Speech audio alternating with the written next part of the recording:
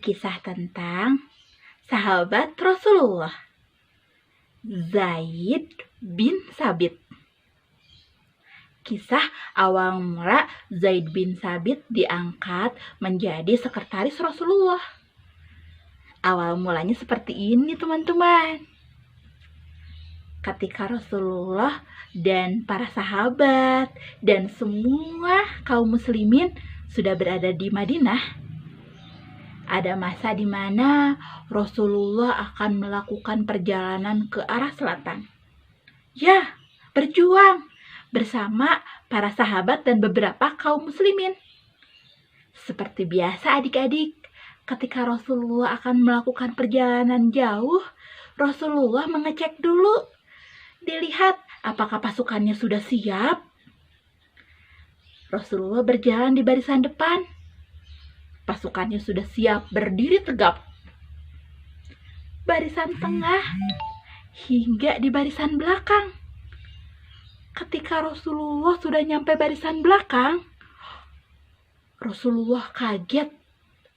Di barisan belakang, di antara para orang dewasa yang badannya tinggi besar, di tengah ada anak-anak satu. Badannya kecil, kurus, dan belum tinggi. Hei nak, kenapa kau bergabung di sini? Ini khusus untuk pasukan-pasukan yang akan pergi berjuang. Begitu kata Rasulullah. Wahai Rasulullah, saya juga sama, ingin berjuang bersamamu menegakkan agama Allah. Jadi izinkan saya ikut berjuang ya. Walaupun saya badannya kecil, saya tetap semangat. Punya semangat yang besar, wahai Rasulullah. Begitu. Anak yang ada di barisan belakang yang bersembunyi itu namanya Zaid bin Sabit. Rasulullah senyum, kemudian mengelus kepala Zaid bin Sabit. Belum waktunya, kau masih terlalu kecil. Datanglah 1 tahun lagi ke sini. Baik, wahai Rasulullah. Walaupun wajahnya sedih, Zaid bin Sabit keluar deh dari barisan. Sedih tidak bisa ikut berjuang bersama Rasulullah. Padahal Zaid bin Sabit itu sangat ingin, sangat semangat untuk selalu dekat dengan Rasulullah.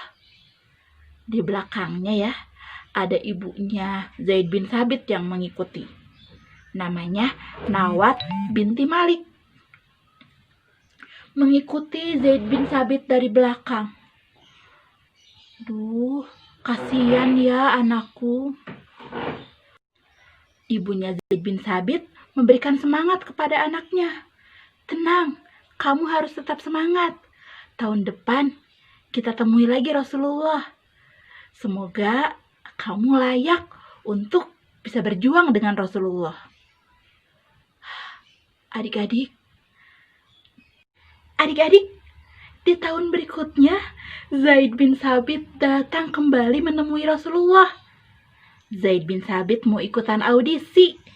Nanti Rasulullah memilih siapa saja ya yang layak untuk ikut berjuang berperang dengan Rasulullah. Zaid bin Sabit datang dan di sana dilihat sudah banyak teman-temannya juga yang ikut daftar. Mereka anak-anak remaja yang badannya tinggi besar. Zaid penuh semangat dan harap-harap cemas semoga tahun ini ia diterima bisa ikut berjuang dengan Rasulullah. Karena Zaid bin Sabit sangat ingin selalu dekat dengan Rasulullah. Beberapa temannya dipanggil. Ada Rafi bin Hadi terpilih. Ada lagi Abdullah ibnu Umar terpilih. Tapi nama Zaid bin Sabit lagi-lagi tidak terpilih. Ya, Zaid bin Sabit sedih untuk kedua kalinya. Kenapa ia tidak pernah lulus? Kenapa ketika ada tes untuk ikut berjuang bersama Rasulullah nggak pernah lulus? Adik-adik, lagi-lagi ada yang selalu menyemangati Zaid bin Sabit. Siapa? Ibunya.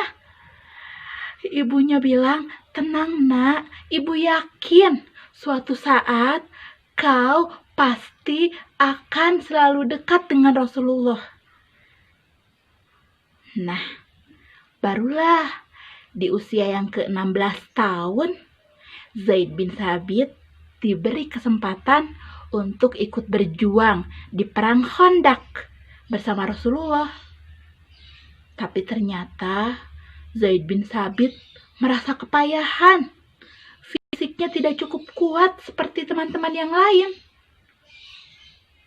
Lagi-lagi, siapa yang menyemangati Zaid bin Sabit? Tetap ibunya. Ibunya berpikir, mencari ide. Ibunya baru mengerti. Zaid bin Sabit ini pandai menghafal kitab Allah yang diturunkan kepada Rasulullah. Kemudian pandai membaca dan menulis. Di zaman Rasulullah itu ya, sedikit sekali orang yang pandai membaca dan menulis.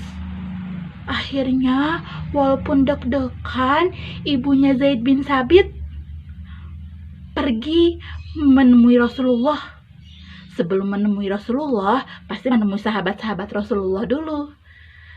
Ngobrol gitu dan berkata, "Anakku ini sudah hafal 17 surat yang ada di kitab Allah yang diturunkan kepada Rasulullah. Dan fasih membaca sesuai yang dicontohkan oleh Rasulullah."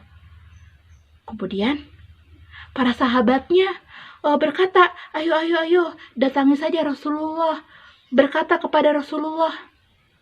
Ibunya Zaid bin Sabit datang berhadapan dengan Rasulullah.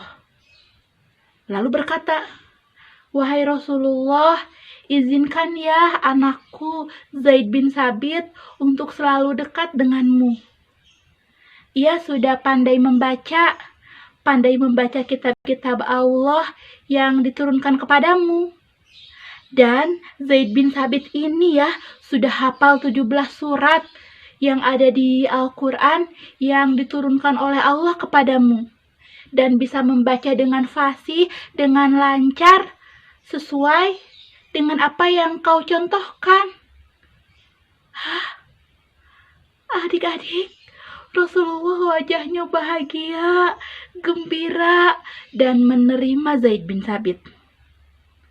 Itulah adik-adik, awal mula Zaid bin Sabit menjadi sekretaris Rasulullah. Di masa-masa selanjutnya, apa pekerjaan Zaid bin Sabit?